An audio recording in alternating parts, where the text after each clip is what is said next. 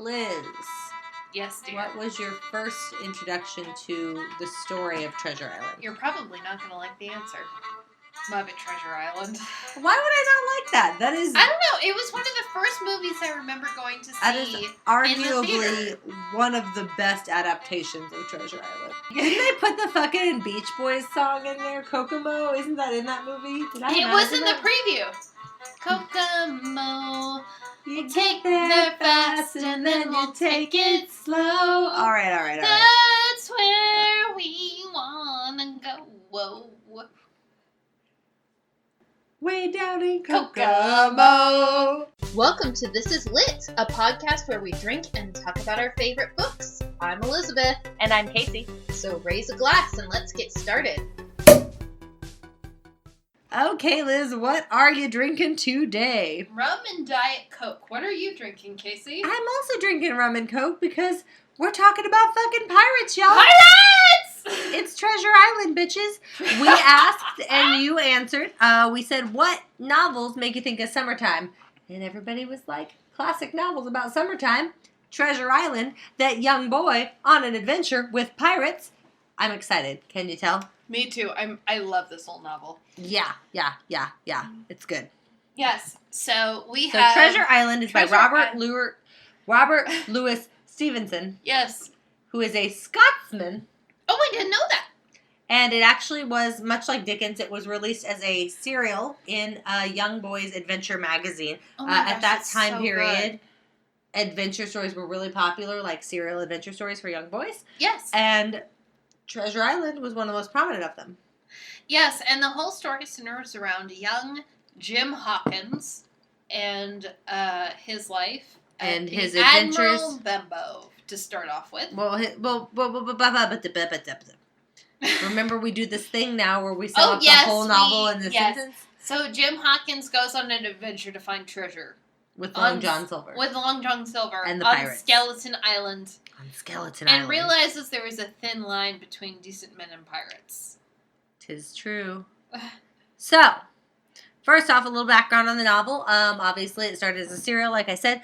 It's also worth noting that real pirates obviously had existed at this point. Yes. But, like, the They quintessential... still exist to this day. Yeah, they sure do. They sure fucking do, and they're not nearly as cool as they are in the novels. No. But the quintessential pirate image, that is to say, peg leg, eye patch, Yes. parrot on the shoulder, yo-ho, yo-ho. Pieces of 8, pieces of 8. Almost exclusively started with this novel. Yes, it did. It's kind of like Dracula. Dracula's like the vampire novel. This is like the pirate novel. Yes, it is.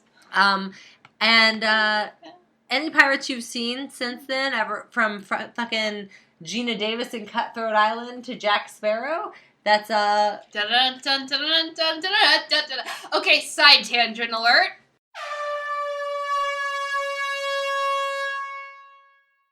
I played piccolo in marching band in high school. I was very upset there were never ever any cool solos for piccolos, and so I got with my private teacher in high school, and we arranged a Pirates of the Caribbean themed piccolo trio.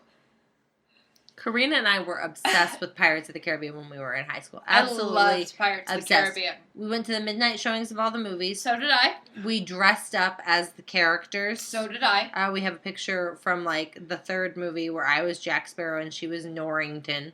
I was always Elizabeth Swann. Of course you were. I'm a queen. What can I say? But we grew up really loving the pirate movies. But we would have all of that as to be credited to Treasure Island. Treasure Island is basically what gave us... I mean, we wouldn't have had a Pirates of the Caribbean without Treasure Island. No, definitely not. It's one of the most commonly adapted classic novels of all time. Yes, it is.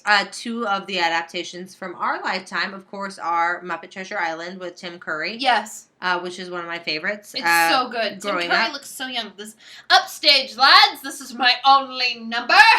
Well, I mean, he was young. That was like He was young. That was like yes. 25 years ago. And we also have Treasure Planet. Treasure Planet, which is one fantastic. of Disney's most underrated animated movies. It is. It's very underrated. Opinion. Less singing, more explosions. It's a I'm sorry, that was sci-fi the phrase for Atlantis. Never mind. It's a sci-fi retelling of Treasure Island. And it's so good. It's really good. And the music is good. And instead of being a one-legged man, Long John Silver is a cyborg, which is fantastic. It's so good. If you have not seen that movie, go watch it. You owe it to yourself. And the theme song is done by the Goo Goo Dolls. I don't think I knew that.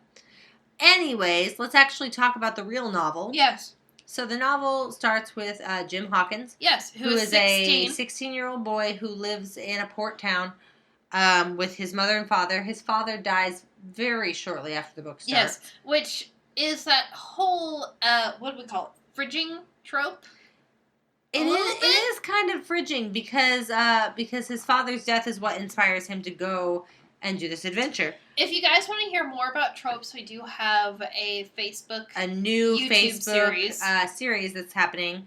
It's called Tipsy Tropes. Tipsy Tropes. Where we once a week, this is so that the weeks that you don't get a podcast, you still get content from us. We talk about tropes and whether we like them or dislike them, what they are, and how they've shaped literature. Yes. But yeah, a trope here, fridging, is whenever you create a character solely to kill them off so that another character can Which grow. is Jim's father.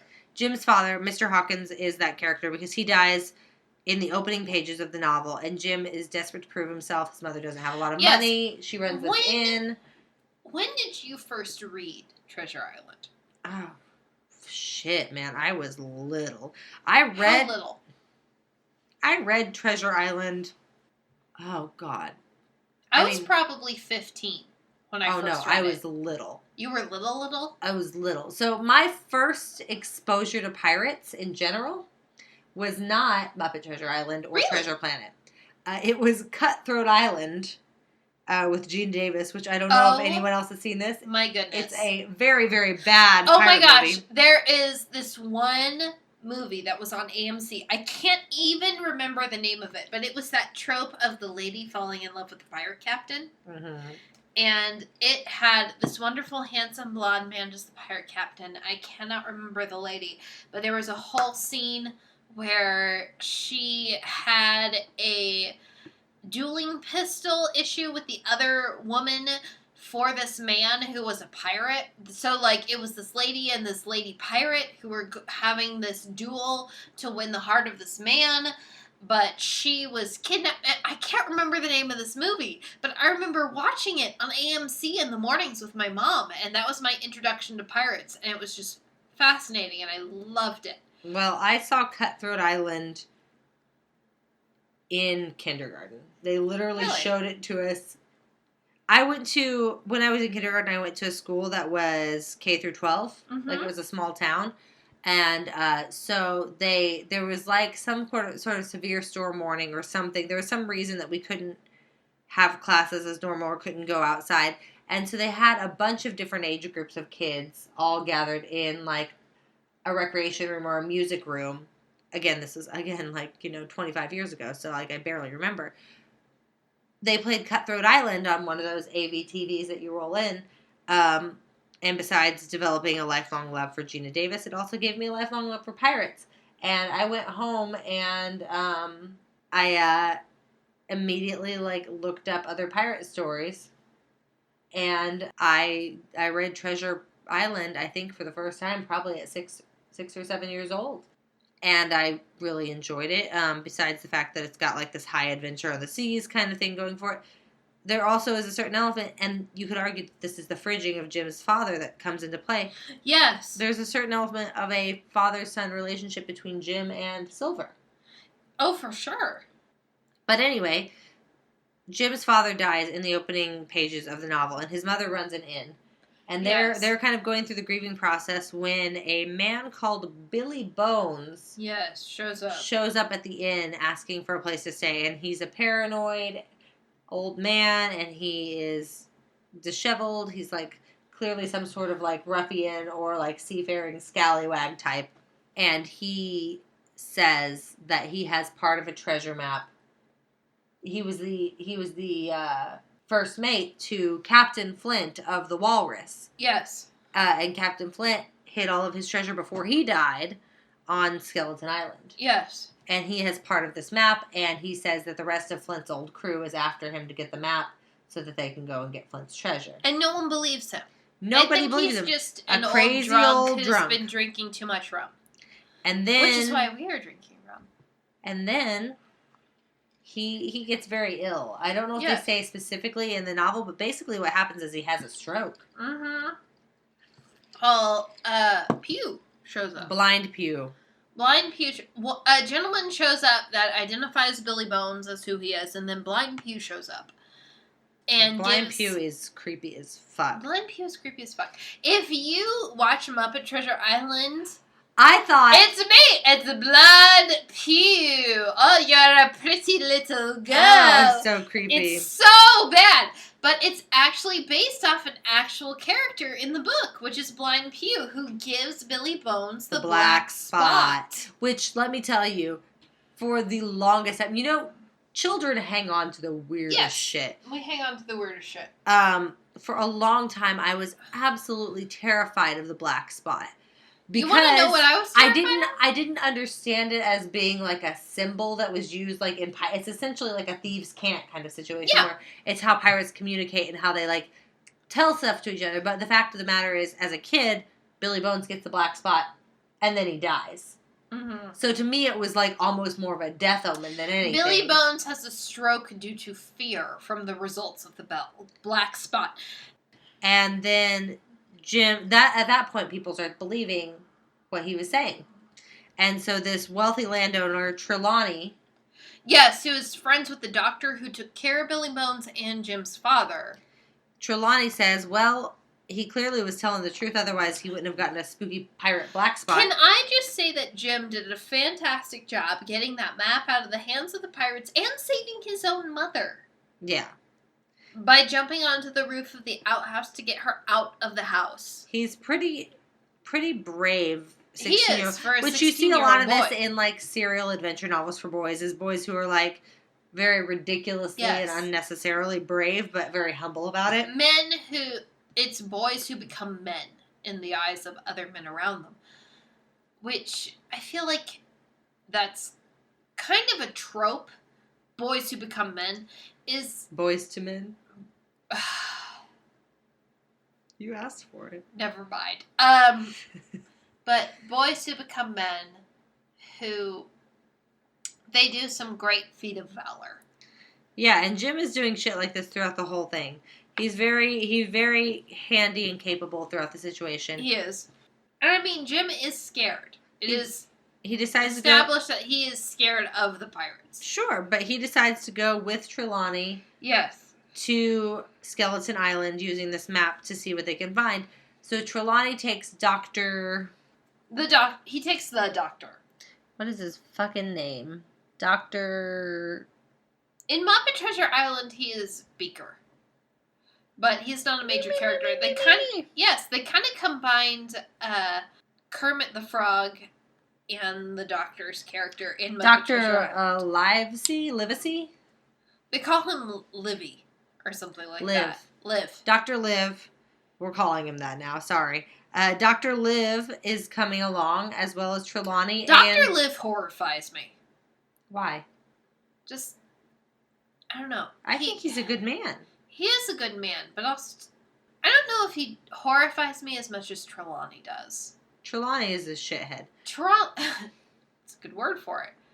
And Trelawney brings the doctor, Jim, and his servant Redruth onto this adventure. Yeah, and so they get a ship. It's quite literally an adventure. Trelawney sees and Captain Smollett is this very upstanding man who doesn't like the crew that Trelawney has hired. Because Trelawney is, again, a rich landowner and a shithead, and so he's hired all of these like people who are mysteriously very available and very cheap. Based off the advice of the ship's cook, Long John Silver, Which, it's important to note that Jim is already suspicious of this person because before he died, Billy Bones said to look out for the man. To beware of the one-legged man. Of the one-legged man.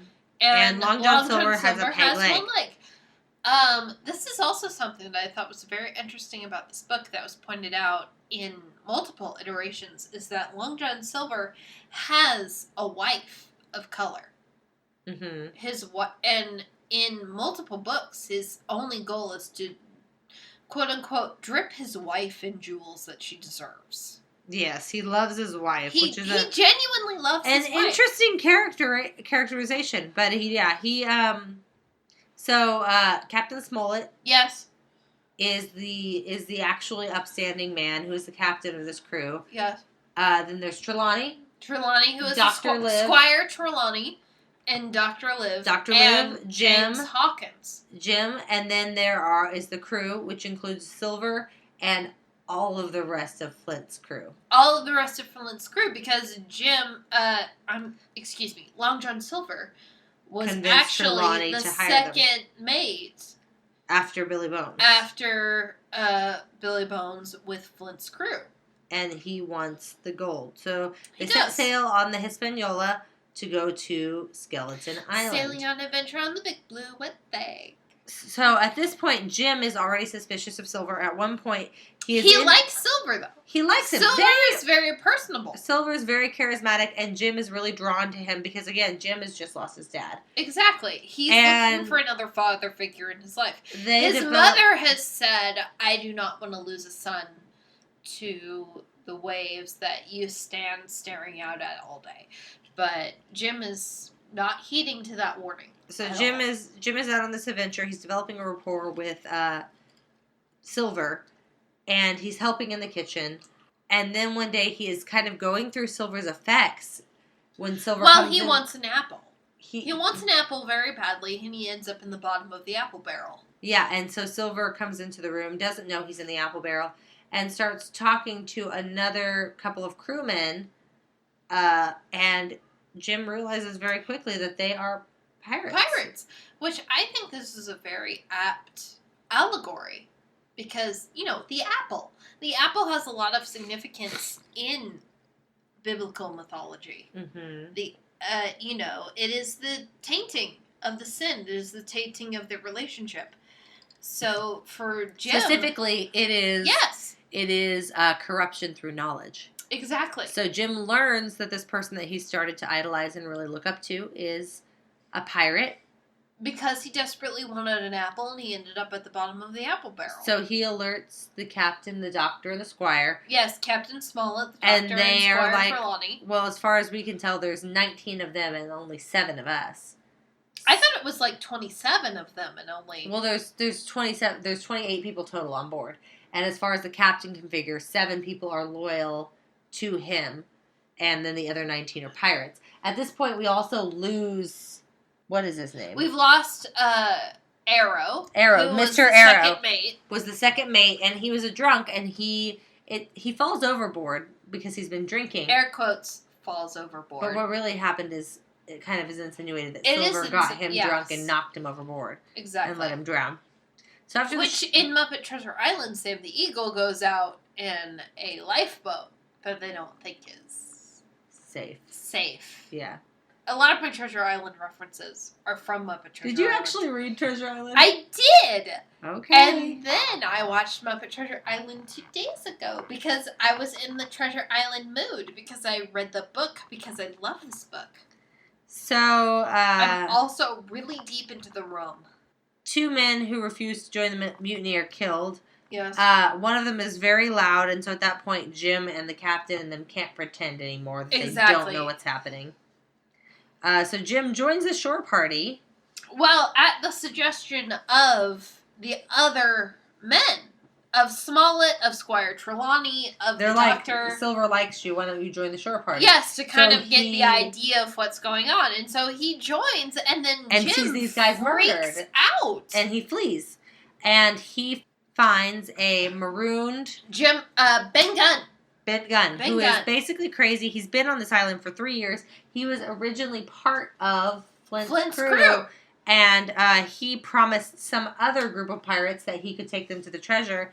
And when he did not successfully find it, they abandoned him on the island. And pretty much. And he's been there for 3 years. He's half crazy. And he loves cheese, which I appreciate. And he loves cheese. The doctor is like, okay, I have a piece of Parmesan cheese in my stuff box. It's an Italian cheese. Everybody loves it. I'm like, yes, we do. So I totally associate with that. But he is like, if we tell Ben Gunn that he can have a piece of Parmesan cheese, he will be on our side, no matter what. At this point, there's some fighting that goes on. There's a lot of fighting. The ship finally starts flying pirate colors. Because the only straight and loyal men who are loyal to, what was it, King George? Yeah. Are on the island, including the Doctor and Jim and Captain Jim, Smollett. Captain Smollett and Squire Trelawney. So after the battle, the mutineers retreat. But 2 more of the surviving captain's men have been killed, and the captain himself is pretty badly injured. Yes. So Captain Smollett. The Doctor leaves to go find Gunn, who Jim has told him about, and he's a good man. The Doctor's a good man. He wants to help this maroon. And Jim Jim is tasked with the guy who has betrayed the pirates to dig graves for the other men, and Jim freaks the fuck out and runs away. 16. He's 16. And then the Doctor is like, oh my gosh, let's curse this guy. And I'm like, he's 6 Leave him alone. He does such a good job. And so Jim ends up finding the little skip that Ben made. And Jim ends up using that little skip to get back to the Hispaniola. He falls asleep on it. He does. And then he's floating along the side of the coast of the island. And then he eventually does encounter the ship. And he finds some of the pirates dead on there. From fever. Yeah, and there's a pirate who is still alive who agrees if Jim will help him to beach the ship because he can't. He can't do it himself. But then he tries to kill Jim. He does, because he tells Jim he's you're dying and he doesn't have, and me without me dagger. And it's no, Jim knows he has his dagger. And so Jim, the little sass master he is lucky for me. You don't have your dagger, even though Jim knows he has his dagger. Yeah, he does, in fact, have his dagger. And so the guy tries to kill him, and Jim just kind of lets whatever happen, and the guy drowns. Yeah, he kind of dodges out of the way. He does, and lets the guy exhaust himself, and he drowns. Because he's got that fever. And so Jim goes back ashore, heading for the stockade where the captain and his men had been, and finds out that while he has been with Hans, I think that's the name of the pirate that he was with. Yes, Hans. Silver has taken over the stockade. Yes, Long John Silver. So once Jim comes to the stockade, he essentially is a captive of the pirates. Essentially, and the pirates are like, let's fucking kill this stupid teenager. And Long John is like, no, and you Jim's have no idea. And Silver basically talks him down, which is really the first time that we see that Silver does seem to genuinely care about Jim. He genuinely cares about Jim. And then Silver is able to play it off because Jim is the only person who knows where the ship is. And so he's because like, well, Jim has hidden the Hispaniola. So Jim is the only hope of salvation for these pirates. Because there's no other way for them to get off Skeleton Island. Yeah, so Silver does want to protect Jim, but plays it off as, well, to quote Tim Curry, I like you, boy. I hope you didn't think I was lying about that. On Muppet Treasure Island. I really love... My first introduction to Tim Curry was Muppet Treasure Island. And then my second introduction was the Rocky Horror Picture Show. Did you never see Ferngully? Oh, shit. He was in Ferngully? He was the toxic shit. He was like the sexy, scary gas. That! Holy shit! I didn't know that. Yep. Yeah, I saw Ferngully. Yes. Okay, I didn't know that. This is new information to me. Yep, he's the toxic, sexy pollution man. That's why I'm gonna watch Ferngully again now. That's why the pollution is sexy. Didn't you find it Tim weird? Curry. Tim Curry. Didn't you find it weird that the pollution was sexy? A little bit. Yeah, it's because it's Tim Curry. Okay, Tim Curry, we love you. Listen to our podcast. It's a twist up. So anyway, the doctor comes by because the doctor is again a good man. Comes by to take care of the pirates at the stockade. I don't know how good of a man the doctor is. The doctor is a very do no harm but take no shit kind of a man. I think it's admirable that he wants to help the pirates as much as he does want to help the captain's men. Exactly. Like, I mean, it's shitty that people are dying, but he's not taking part in committing harm against anybody. He is only there to help as a doctor. Yes. And I kind of admire that. But I feel like he has a little bit of prejudice against the pirates and against Jim, even after he comes back. Well, Jim is in a complicated position, and at this point... Jim's in a really shitty position. He's a hostage. He is a hostage, and the doctor sees him as allying with the pirates, and he's like, no, I'm not with the pirates. I am a hostage, and the doctor doesn't believe him. Well, it's been a rough journey for everybody. Yeah, I feel like the doctor doesn't believe Jim when he's allying with the pirates. Another side tangent alert. When did you first have rum in your life? And be honest. Don't do the legal answer. I didn't do a lot of underage drinking. Really? I went to college on a dry campus. Oh yeah. And so there was not a lot of underage drinking. So yeah, the first time I probably had rum, I would have been 21. I think I had Captain Morgan spiced rum. Probably was the first rum I ever had. The first time I had rum, it was an accident. An accident. My family went to the New Dinner Theater in Overland Park, and my dad had ordered a rum and coke, and the waiter had put it in front of me instead of my father. And you thought it was just regular coke? And I thought it was just regular coke, and I took a drink of it, and I'm like, ooh, that's really good. And my father's like, that's mine. That's how I had vodka for the first time. Because this was also right when the first Pirates of the Caribbean movie came out. I was not obsessed with Orlando Bloom when he was Legolas. I was obsessed with Orlando Bloom when he was William Turner. That sounds about right. Yeah. Make him wet in as many situations as possible, and make him brunette. Okay, so anyway, they're looking for the treasure. Yes, they're looking for the treasure. Silver has taken Jim. Silver has taken Jim hostage. John Silver has taken Jim Hawkins hostage. Listen. It's the rum. It's always the rum. The rum is not gone. It's Elizabeth. Hide the rum. Still a lot of rum. There's still a lot of rum. So they find a skeleton. Yes, with his arms reaching out in a certain direction, which they find unnerving. And then But it was Flint's clue towards the treasure. Right, which that has become a trope in and of itself. Literally last night at D&D, really, I had a skeleton stretched out on the floor, reaching towards a certain statue. Now, is that a trope because you've read Treasure Island, or is it a trope because? No, I didn't write that. Idea. This was not something that I wrote into the D&D podcast. Oh, or podcast. God damn it. Into the D&D. What was the D&D podcast you're obsessed with right now? The Adventure Zone. Griffin McElroy, please listen to my podcast. Griffin McElroy, please listen to our podcast. I listened to the first 69 episodes of your podcast in less than a month. She's getting me into it. It's bad, honey. Super into it. It's bad, honey. We love you. Anyways. Yeah, so, it was actually written into the campaign that we're already playing. Ooh. We're not playing a homebrew. We're playing, like, a mix of a homebrew and a book.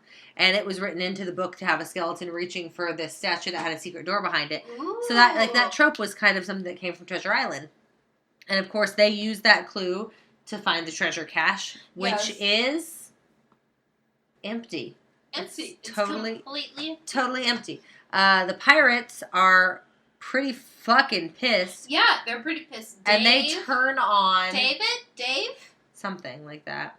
Who give Long John Silver the black spot after tearing out a page from the Bible, which you don't want to do. You defaced your holy manuscript. Which Long John Silver would make an excellent politician. Mm-hmm. Because he does a great job. He gives of a big speech. Yes! Of giving a big speech and then everybody turning his way and no one challenging him. Well, yeah, but at this point, they do. Like, once they find the treasure cache empty, like, his charisma has run out. They're pissed. I think George Merry is the one who really attacks Silver. Yes, he is.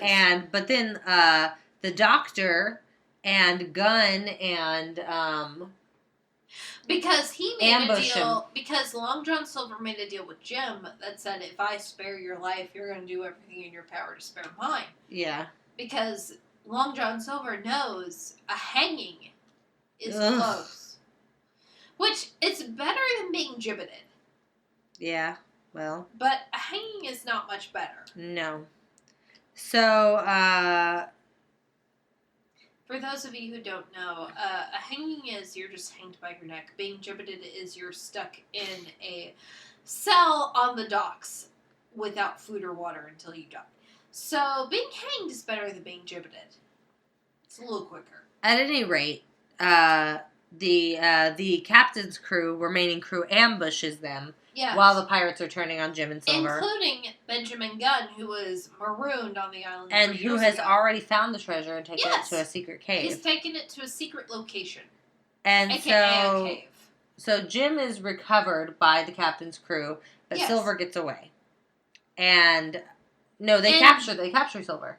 They capture Silver. And they start loading the treasure onto the ship. Exactly. It takes 3 days. They abandon the 3 remaining pirates. There was a very poignant scene in the version I had where Long John Silver was talking to Jim about all of the gold coins that were in the treasure. There was Spanish doubloons, but there was also Chinese yen. And so Silver was talking to Jim about all of the different kinds of currency that were in this treasure. And he was telling him about the yen and the places he had traveled to in China where he stole this treasure from, about where this yen and all the symbols on it were half writing, half pictures. And it was fascinating. And I love the series by Cornelia Funk, if you've ever read it, called Inkheart. Yes, I have. And I'm so glad you've read it. I have a signed copy of Ink Death. Really? You have a signed copy? I'm so jealous. It's so good. But there is a portion, I believe, in the first book where she's talking about her Maggie's father reading part of Treasure Island. So that way the evil gentleman can earn the treasure. Through that way, through Silver Tongue. And so that's all I think about when they talk about the treasure of this book. Because it's so vivid. Where there's Spanish gold doubloons, there's English pence, there's English pounds, there's also Chinese yen. And all the pictures, the picture writing on the coins. And there's also gold bars, and there's gold jewelry. Right. It's a wonderful treasure to have. But Silver is a captive. Yes. The other 3 mutineers are left on the island. Yes. They're marooned. The other 3 surviving mutineers. Because the at rest of them are claimed by fever. This point, everybody is dead except for 3 of the mutineers and maybe 5 of the captain's men. Not many. Yes. There's not many left. And there is the doctor, the squire, the captain, Jim, and Long John Silver. That is 5 people altogether. And there's Gray. Yeah, who survived, which and Gun, and Gun, and there is the squire's servant who died on Skeleton Island. A lot of people died on Skeleton Island, so they take Silver captive to take him back and hang him. Yes.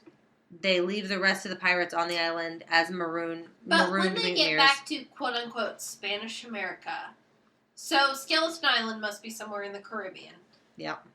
When they get back to quote-unquote Spanish America, Silver makes his escape. Yes.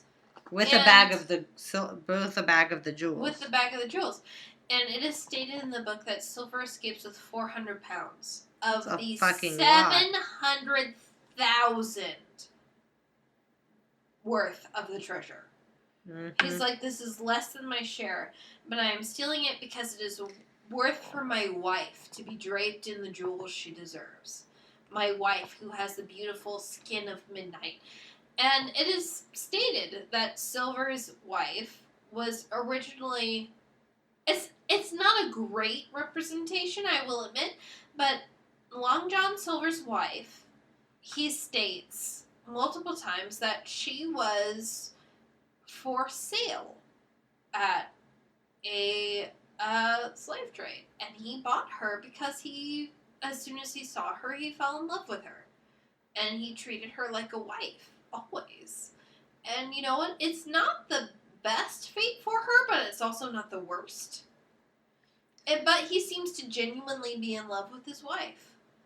And so he's like, she deserves to be draped in all the gold and silver and jewels that exist because she's put up with me, she's put up with everything, she's put up with running it in, she's put up with me deserting her to go off on these adventures, she's put up with so much. And, like, the whole, like, I took this person, I, like, bought this person at a slave trade is a pretty fucked up concept. It is. It's a fucked up concept. But the woman in question seems to have a lot of agency to do whatever she wants. She does. At this point, which is very unusual for a novel of this time period. It's not unusual in the sense of pirates. Pirates were not great people. No. But they have a very specific code of honor where basically, like, anybody, like, piracy was popular for a while because it was, like, the place to go when you had nothing else. It was. And if you were an escaped slave, if you were a woman, pirates. Like, yeah. What is that one? Anne Bonny? No, it's not Anne Bonny. Mary? Well, Anne Bonny, but there's also a very famous Asian female pirate who she sold all of her husband's lands for ships. And because of that, she became one of the most feared... She basically became a pirate king. Dope. Yes, dope. But anyway, finish off the book. Does Jim see Silver's escape in the book? Or is that just, like, put in every single fucking adaptation? In the book, it is alluded to that while they were at port... That Silver escaped. But in the version I read, it was alluded to that Jim knew about it. Jim has this weird relationship with Silver. It's almost like a father-son thing. And, like, Silver is protective of him even whenever he is with the pirates. And, like, specifically in both Muppet Treasure Island and in Treasure Planet, Jim actually witnesses Silver's escape and has the opportunity to blow the whistle on it and chooses not to. Chang-Yi Sao was the woman who, she started out as a prostitute, married into nobility, and then she inherited her husband's land and traded it for pirate ships and controlled most of the sea and the China Sea for most of her life. That was the one I was thinking about.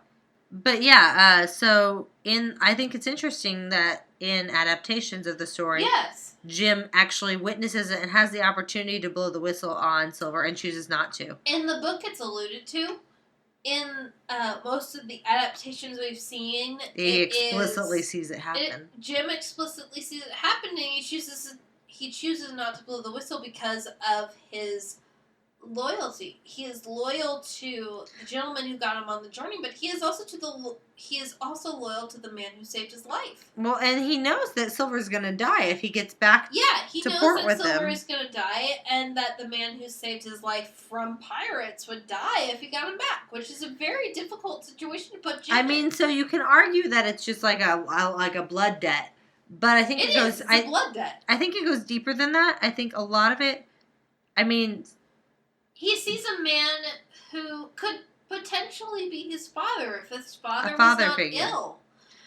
And well, it's he's definitely a father figure. He cannot condemn his father. And I don't think that Silver is necessarily immune to that either. I think Silver definitely has a certain paternal instinct towards Jim. He does. Which is why he saved him in the first place. Especially if you watch Treasure Planet. It's made very clear that Long John Silver has a very paternal instinct towards Jim Hawkins.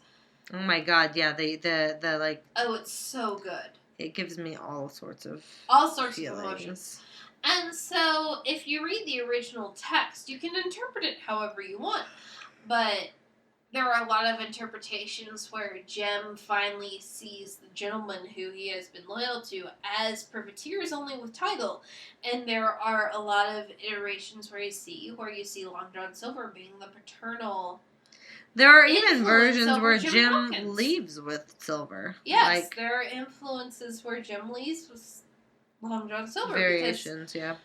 And the version I read was another wonderful Audible original.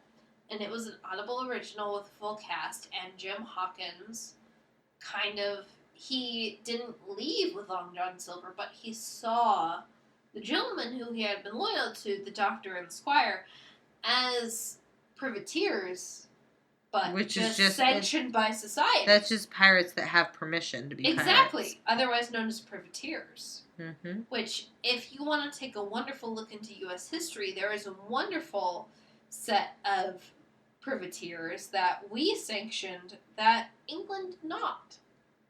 Because they fought for the United States. Same thing with England. They had privateers that fought for us, that fought against the Spanish. And the Spanish considered them pirates. And England was like, no, thank you. Also, too, Pirates 3. What was the fourth Pirates movie? With The fourth Penelope one? Cruz? Yeah. That was the one with the mermaids. Yeah, the one with the mermaids. What was the name of that one?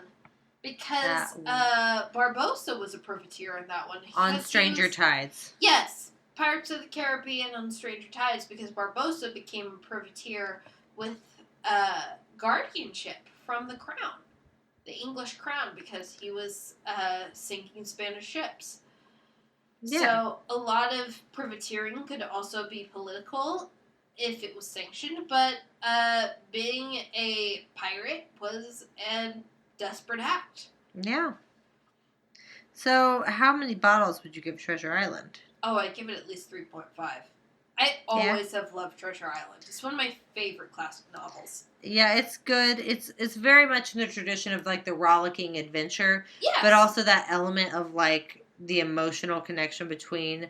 It's nice because Silver is not a good guy. But no, he's not. But there is something good about him. To quote the Goo Goo Dolls, I am a question to the world, not an answer to you. And so it's the whole idea of being a pirate or a privateer is you are yourself. You don't have to answer to the society of the day. Well, I think that Silver specifically is interesting because he's very charismatic. He's very charming. It's Yes. probably the first time either one of us encountered like a villain who was likable. Like that wasn't just like the supreme evil, like, the Wicked Witch of the West. But yeah, I mean, Silver was probably the first like morally gray or morally complex villain that either of us encountered. Long John Silver is a complex villain, and he is one of the very first. You're correct. So we would probably give it about 3.5 bottles. 3.5? Not bad. Definitely enough to get drunk on, especially if you're drinking rum. Especially if you're fucking drinking rum. God damn it. This episode is a little shorter than previous episodes, but that is because all together. Liz is gone. Liz is gone. I have no co-host. I'm alone in the universe, and I'm not doing. I'm frankly not doing great myself, guys. So. Oh, thank you. I have a blank notebook now. This is so, very exciting. folks, if you enjoyed this episode, check out our other episodes wherever you listen to podcasts. Or our Tipsy Tropes on Facebook, and YouTube, and Instagram. Yes, I think we'll put YouTube it on and all three of Instagram. those. Why not? And why not?